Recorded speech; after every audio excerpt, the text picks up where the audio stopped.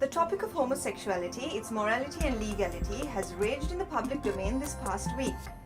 But what prevents the Sri Lankan government from repealing Section 365 and 365A of the Penal Code? Find out on News Matters.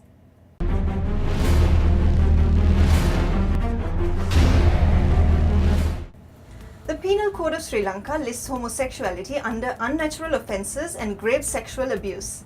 Section 365 sets out that whoever voluntarily has carnal intercourse against the order of nature with any man, woman or animal shall be punished, while Section 365B elaborates on that decision with the definition that grave sexual abuse is committed by any person who for sexual gratification does any act by the use of his genitals or any other part of the human body or any instrument or on any orifice on any part of the body of another person, being an act which does not amount to rape, shall be punished with rigorous imprisonment for a term not less than 7 years and not exceeding 20 years with a fine determined by court. This has, unsurprisingly, agitated openly or covertly homosexual persons as well as rights activists who feel all humans should be treated with respect irrespective of race, class, creed, religion or sexual orientation. These activists feel that by defining homosexuality an unnatural offence, the law enables and furthers discrimination against this sexual minority.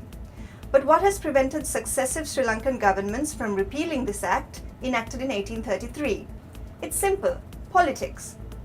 Politics is the art of balancing interests, and in a democracy like ours, the majority rules, which is why it is important to map out the stakeholders in relation to any political decision. The four major religions, Buddhism, Christianity, Hinduism and Islam, all denounce the act of homosexuality. This means that religious leaders representing the four major religions and other varied religious organizations will be up in arms against a government decision to decriminalize homosexuality.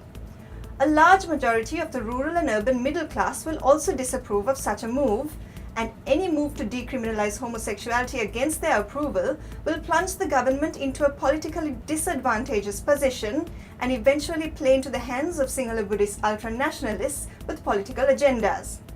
Aside from individual remarks by politicians, none of the political parties, major or minor, have officially voiced support of the proposed reform. And if the government decides to decriminalize homosexuality without mass support, it will have no protection from attacks on the political front. The truth is that support for decriminalizing homosexuality, when compared to the numbers against it, is minuscule. Proponents have some clout and voice in the social media sphere, but none to influence religious establishments, political parties and civil organizations to align themselves with the proposal to decriminalize homosexuality. And while social media warriors have declared war on the government for rejecting the opportunity to decriminalize homosexuality, they fail to understand or take into account this abundantly clear political reality. And despite incremental support by the public at large for their cause, these activists have also been unable to spark a formidable civil movement in support of such a bold decision. Politics is a tough game, and sometimes some people have to make hard choices to survive in a tough game. And some have to learn to lose to fight another day. Join us for another segment of News Matters on Monday. I am Royal Raymond.